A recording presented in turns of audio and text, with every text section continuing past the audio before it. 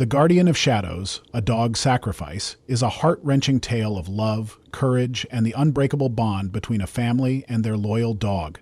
Set against the backdrop of a terrifying abandoned house, this story will take you on an emotional roller coaster filled with suspense, horror, and moments that will tug at your heartstrings. When John Carter and his baby daughter Mia encounter an unspeakable evil, it is their brave German Shepherd Max who steps up to protect them, but the cost of their survival may be more than anyone could have imagined.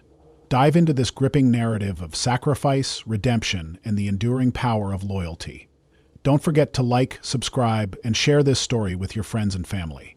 It's a journey you won't want to miss. The abandoned house at the edge of Blackwood Forest had always been a place of dread. Its crumbling walls, shattered windows, and overgrown garden whispered tales of despair and tragedy. Locals avoided it, claiming it was cursed.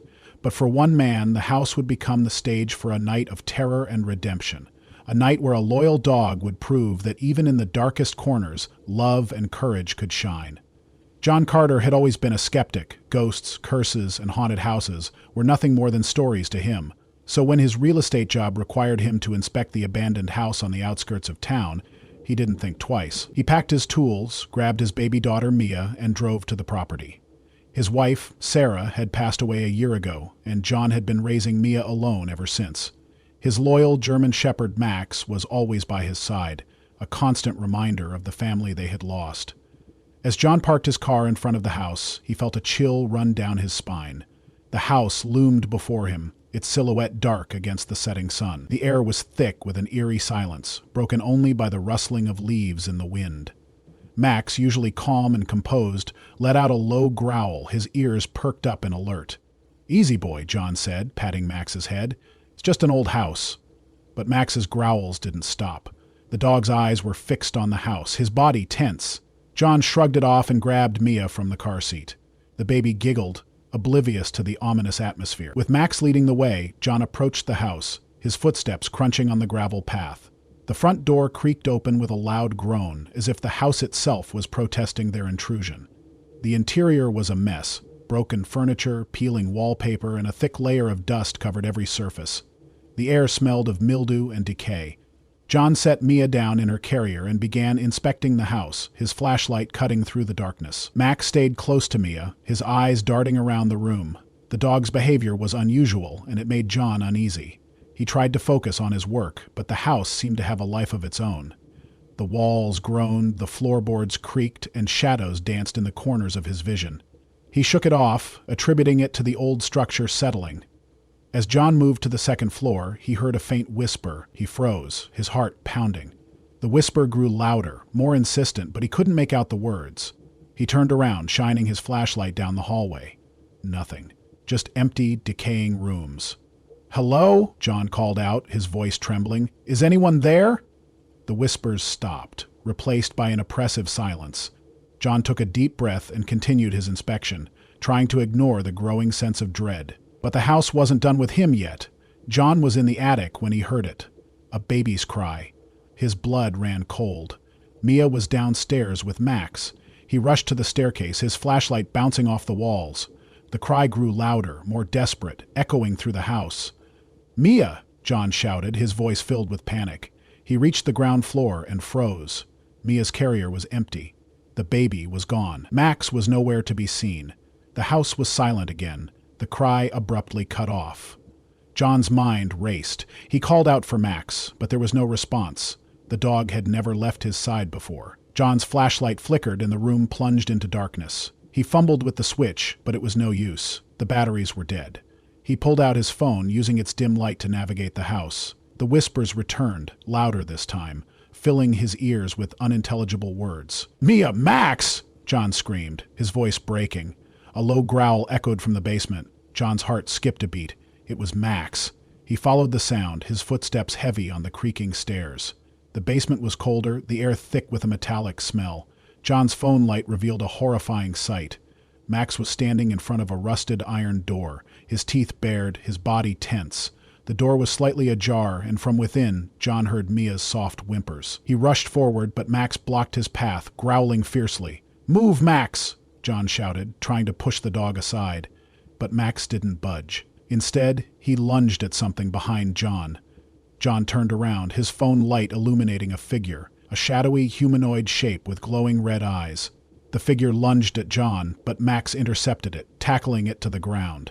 John didn't wait. He pushed the iron door open and found Mia lying on a dusty mattress, her face pale but unharmed. He grabbed her and ran, his heart pounding in his chest. Behind him, he heard Max's barks and the creature's inhuman screeches. John burst out of the house, clutching Mia tightly. He didn't stop until he reached the car. He placed Mia in her carrier and turned back to the house. Max was still inside. "Max!" John screamed, his voice filled with desperation. The house was silent. John hesitated, torn between saving his dog and protecting his daughter. But before he could make a decision, the house erupted in flames. The fire spread quickly, consuming the old structure in a matter of minutes. John watched in horror, tears streaming down his face. As the flames reached their peak, a figure emerged from the smoke. Max, limping but alive. The dog collapsed at John's feet, his fur singed and his body covered in burns. John knelt down, cradling Max's head in his hands. "You saved us, boy," John whispered, his voice choked with emotion. Max let out a weak whimper and closed his eyes. John stayed with him until the fire trucks arrived, but it was too late. Max had given his life to protect his family. The fire was eventually extinguished, but the house was reduced to ashes. Investigators found no trace of the shadowy figure, and John's story was dismissed as a result of stress and trauma. But John knew the truth. Max had fought something evil, something beyond human understanding. John buried Max in the backyard, next to Sarah's favorite rosebush. He visited the grave every day, telling Mia stories about the brave dog who had saved her life. As Mia grew older, she would often point to Max's photo and say, "Doggy saved me." Years later, John wrote a book about their experience, titled The Guardian of Shadows. It became a bestseller, but for John, it was more than just a story. It was a tribute to Max, the loyal dog who had proven that love and courage could conquer even the darkest horrors. Months passed after the incident at the abandoned house, but the memories lingered like a shadow over John's life. He tried to move on, focusing on raising Mia and rebuilding their lives. But every night as he tucked Mia into bed, he couldn't shake the feeling that they were being watched. The house may have burned down, but the evil that resided there seemed to have followed them home. It started with small things. A flickering light, a cold breeze in a closed room, the faint sound of whispers when no one was around. John dismissed it as his imagination, a side effect of the trauma he had endured. But then, Mia began to act strangely. She would stare into empty corners, giggling as if someone was playing with her. Sometimes she would cry inconsolably, pointing at the shadows and saying, "Bad man!" John's unease grew. He tried to rationalize it, telling himself that Mia was just a toddler, prone to imaginary friends and fears. But deep down, he knew something was wrong. Max's absence left a void in their lives, and John felt helpless without his loyal companion. One night, as John sat in the living room, he heard a faint scratching sound at the front door. His heart raced as he approached the door, his mind flashing back to the night at the abandoned house. He opened the door cautiously, half expecting to see the shadowy figure with glowing red eyes. But there was nothing there, just the empty porch and the cold night air. As he turned to close the door, he noticed something on the doorstep, a small, muddy paw print. John's breath caught in his throat. It was impossible. Max was gone. But the print was fresh, as if a dog had just been there. John stepped outside, his eyes scanning the darkness. The street was empty, but he felt a presence, something watching him from the shadows. "Max," John whispered, his voice trembling. There was no response, just the sound of the wind rustling through the trees. John went back inside, locking the door behind him. He tried to shake off the feeling of dread, but it clung to him like a second skin. The next morning, John woke up to find Mia's room in disarray. Her toys were scattered across the floor, and her stuffed animals were arranged in a circle around her bed. Mia was sitting in the middle of the circle, giggling and clapping her hands. "Mia, what happened here?" John asked, his voice tinged with alarm. Mia looked up at him, her eyes bright with excitement. "Max played with me," she said, pointing to the empty space beside her. John's blood ran cold. He knelt down beside Mia, his hands trembling as he picked up one of the stuffed animals. It was Max's favorite toy, a chewed-up teddy bear that John had kept as a memento. He hadn't touched it since Max's death. "Mia, Max isn't here," John said gently, trying to hide his fear. "He's gone, remember?" Mia shook her head vigorously. "No, Daddy, Max is here. He's playing with me." John didn't know what to say. He cleaned up the room, his mind racing with questions. Was Mia's imagination running wild, or was something more sinister at play? He decided to set up a baby monitor in her room, hoping to catch any unusual activity. That night, as John lay in bed, he heard a faint sound coming from the baby monitor. It was a low growl, followed by the sound of Mia's laughter. John's heart pounded as he grabbed the monitor and listened intently. The growl grew louder, more menacing, and then suddenly stopped.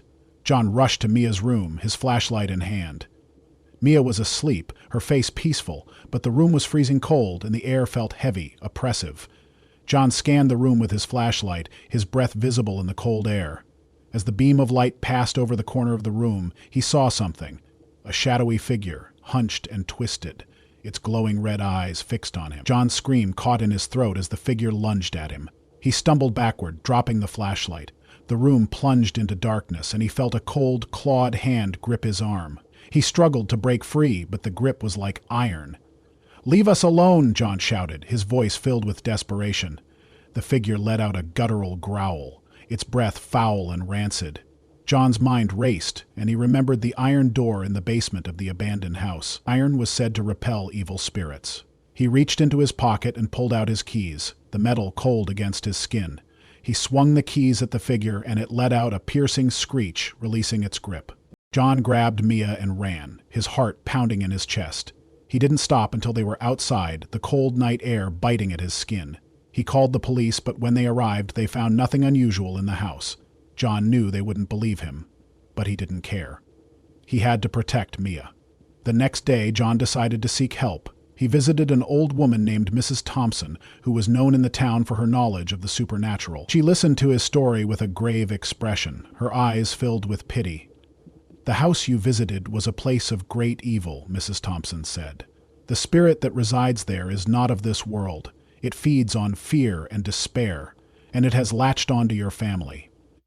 "How do I get rid of it?" John asked, his voice desperate. Mrs. Thompson sighed. "It won't be easy. The spirit is bound to your daughter, drawn to her innocence. But there is a way to banish it.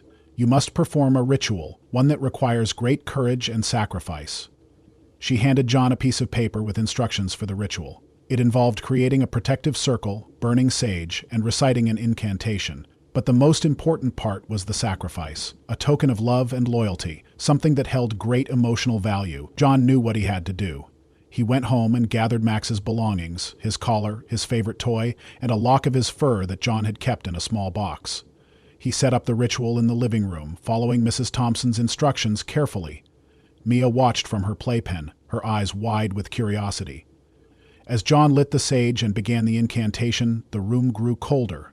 The air became thick with tension, and the shadows seemed to come alive. The spirit appeared, its red eyes burning with rage. It lunged at John, but the protective circle held it at bay. John continued the incantation, his voice steady despite the fear coursing through him. He placed Max's belongings in the center of the circle, his heart heavy with grief.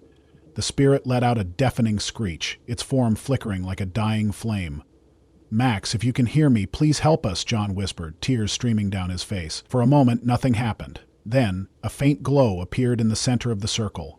It grew brighter, taking the form of a dog. Max. The spirit let out a final, ear-piercing scream as Max lunged at it, his teeth bared. The two figures clashed, their forms dissolving into a blinding light. When the light faded, the room was silent. The spirit was gone, and so was Max. John fell to his knees, his body trembling with exhaustion and grief. Mia let out a soft giggle, pointing at the empty space where Max had been. "Max, bye-bye," she said, her voice filled with innocence. John picked her up and held her close, his tears soaking into her hair. He didn't know if Max's spirit had truly returned or if it was just his imagination, but he felt a sense of peace he hadn't felt in months. The days that followed were quiet. The strange occurrences stopped, and Mia returned to her cheerful self. John still missed Max terribly, but he knew the dog's spirit had protected them one last time. He decided to move away from Blackwood, leaving the memories of the abandoned house behind. He found a small cottage in the countryside, a place where Mia could grow up surrounded by nature and light. He kept Max's collar on the mantelpiece, a reminder of the dog's unwavering loyalty. Years later, as Mia grew older, she would often ask about Max. John would tell her stories of the brave dog who had saved her life, his voice filled with love and pride. And on quiet nights, when the wind rustled through the trees, John would swear he heard the faint sound of a dog's bark, a reminder that Max was still watching over them.